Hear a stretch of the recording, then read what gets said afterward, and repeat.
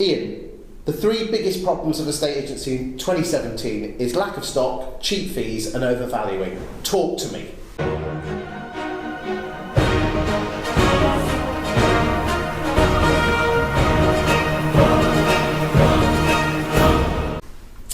Well, let's take those in order. So cheap fees is the first one.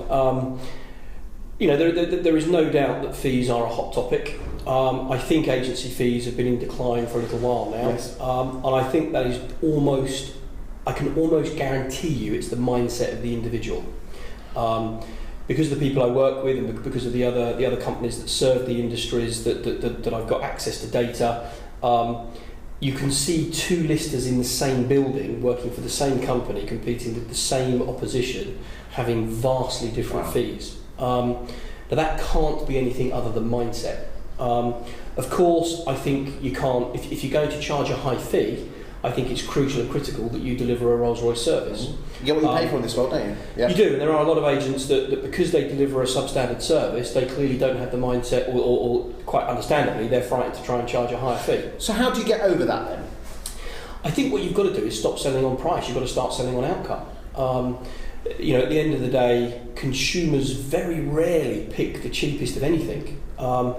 If they can see the value in the alternative. You've hit it on the head, it's value. That's why, let's be honest, an Audi A3 is the same as a Golf, as a Skoda Fabia. It's the same car, same basis, it's just that people are prepared to pay more for the bigger one. I mean, you shop at Waitrose, I know, because you're the sort of guy that shops at Waitrose. And they've only got Waitrose in Berkshire, haven't they?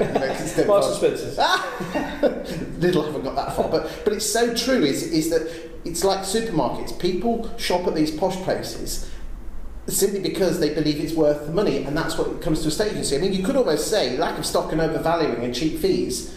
Are they all one and the same problem? Yeah, but another interesting statistic for the listeners is that one thing I can categorically prove is that generally speaking, the lower the estate agent's fee is as an individual, the lower his conversion rate from valuations to instructions are. Wow. So if the consumer's decision was always based on fee, you'd have to say that would be the reverse. That the lower you went on your fee, the better your conversion would be.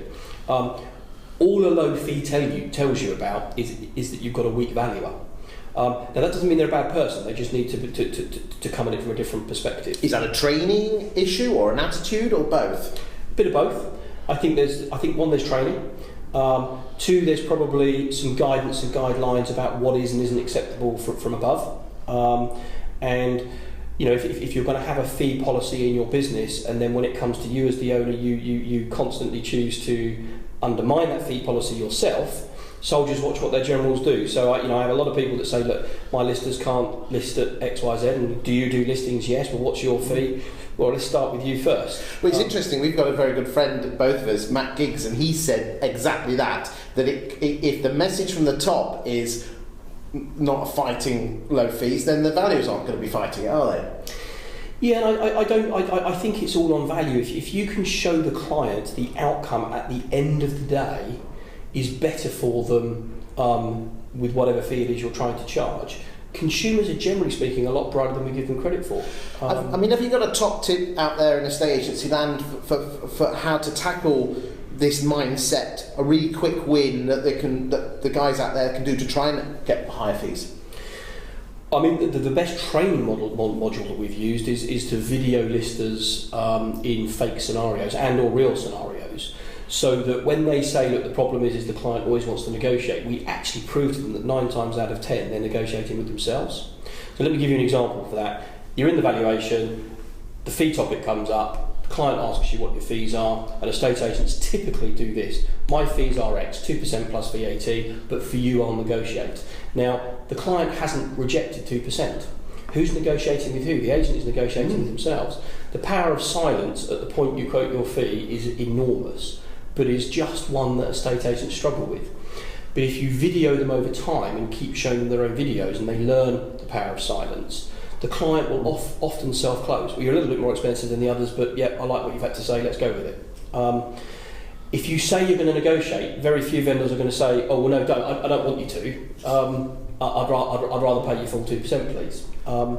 So I think it's about practicing that technique of silence. Good stuff. There's another top tip. Thanks very much, Iain. Thank you. Cheers, mate.